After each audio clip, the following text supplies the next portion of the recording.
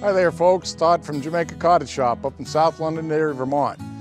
It's maple syrup season and we have a sugar shack here. I wanted to explain a little bit about it. This particular one is 12 by 16. We have screens on the windows and windows that actually open in each direction there.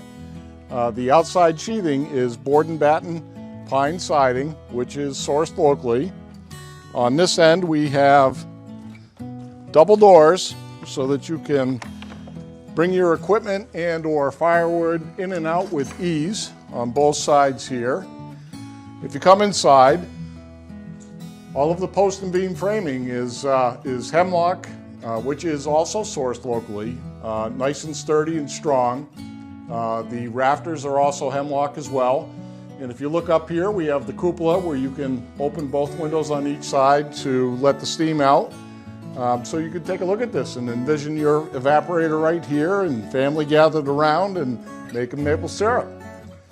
So come on up to Jamaica Cottage Shop in South Londonderry, Vermont and have a look.